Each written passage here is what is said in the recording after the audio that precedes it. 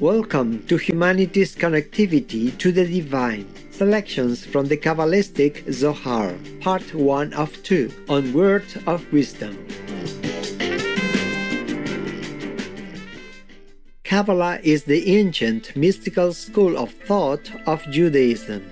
Literally meaning the received, Kabbalah is also an esoteric method believed to have been revealed to elect saints and preserved by a certain few since the time of the Garden of Eden.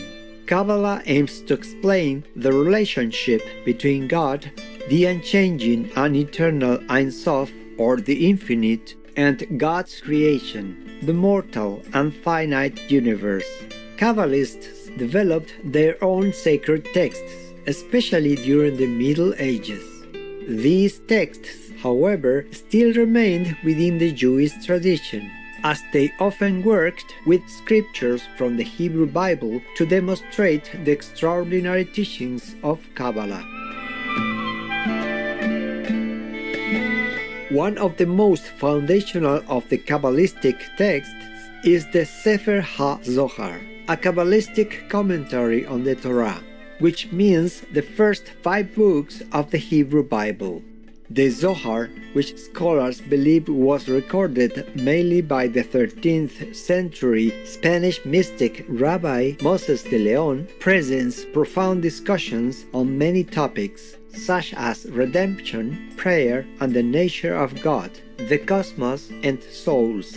The word Zohar means brightness and refers to the light manifestation of the divine.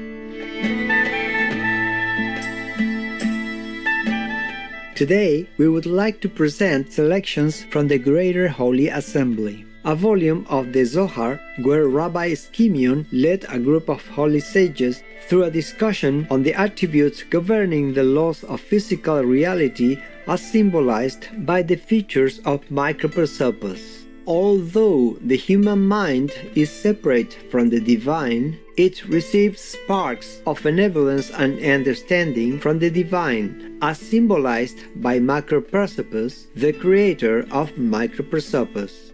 In the Zohar, divinity and the attributes governing the physical realm are represented by macroprosopos and microprosopos respectively. Macroprosopos is an aspect of divine emanation in the Kabbalah, representing divine will and the source of divine compassion.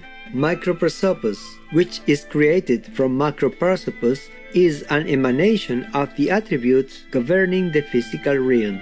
In turn, the faculties of the human mind are modeled on the faculties of the supernatural mind of microprosopos. The Zohar introduces the concept of divine configurations, and in the Book of Concealed Mystery, another volume of the Zohar, the various facial features of macroprosopos are explained, along with the representation of the divine qualities. In contrast, the aspects of the physical realm and the human mind are modeled after the corresponding bodily features of microprosopos, along with the representation of the various qualities. Therefore, in our readings today, there will be physical descriptions of various facial features of microprosopos, along with discussions by Rabbi Schimion and other holy sages regarding the quality that each part represents, as well as supporting evidence from the Hebrew Bible. Chapter 25: The Ingress of Microprosopos. Now take ye your places, and apply the science, the Kabbalah, to describe how the parts of microprosopos are conformed, and how he is clothed with his conformations, from the forms of the Ancient of Days, the Holy of the Holy Ones. For now wisdom requires that ye judge a true judgment, becoming an honorable, so that ye may dispose all the conformations as accurately as possible. but the conformations of microprosopus are disposed from the forms of macroprosopus, and his constituent parts are expanded on this side and on that under a human form, so that there may be manifest in him the spirit of the concealed one in every part, so that he may be placed upon his throne, because it is written, Ezekiel 1:26, and above the firmament that was over their heads was the likeness of a throne, the appearance as the likeness of a man upon it above. Chapter 27.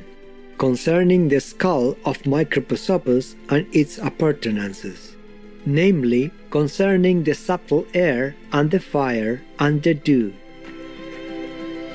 This is the tradition. When the white head of macroprosopus propounded unto himself to superadd ornament unto his own adornment, he constituted, prepared, and produced one single spark from his intense splendor of light. He fanned it and condensed it, and he developed his thought and extended it in 370 directions. And the spark subsisted, and waited until the pure air went forth, which involved it around, and an ultimate extension having been made, he produced a certain hard skull bounded on 4 sides, and in that pure subtle air was the spark, absorbed and comprehended and included therein, and therefore is that skull expanded in its sides. And that air is the most concealed attribute of the Ancient of Days.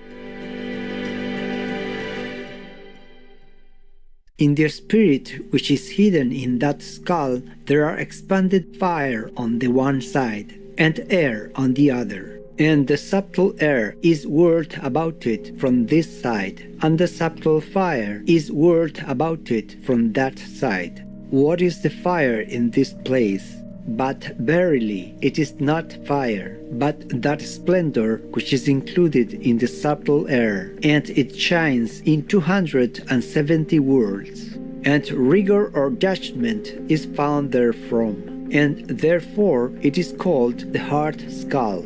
Within that skull are 9,000 myriads of worlds, which receive the influx from it, and are at peace above it.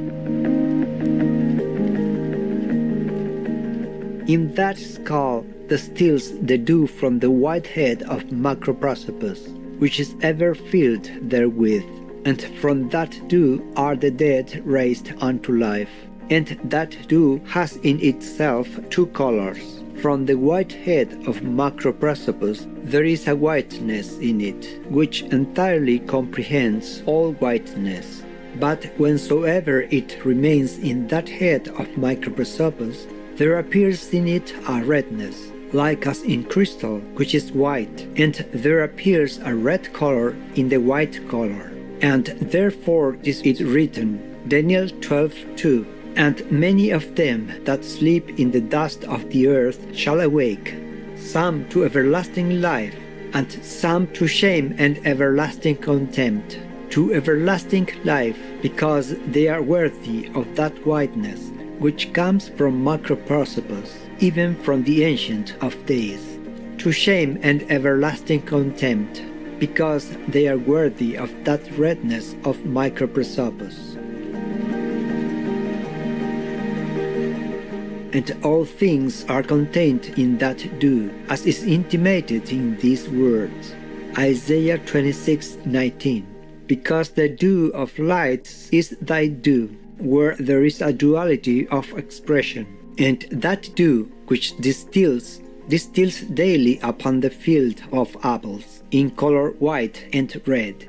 This skull shines in 2 colors, toward this side and toward that, and from that subtle air from the skull there are expanded in his countenance 150 myriads of worlds, and therefore is he called Zayor Aphin, microprosopus, the lesser countenance.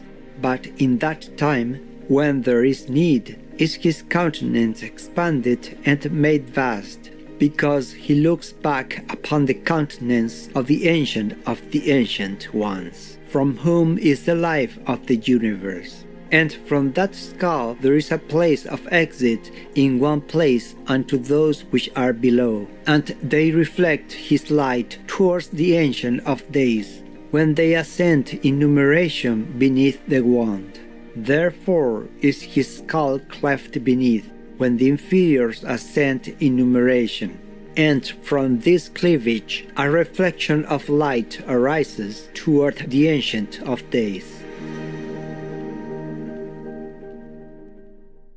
It's okay to make war. Only others will die or suffer. The people in your war-ravaged country will have to continue paying tax, to lavish all means to keep you well-fed and safe anyway. Endearing viewers, thank you for your company today for Words of Wisdom.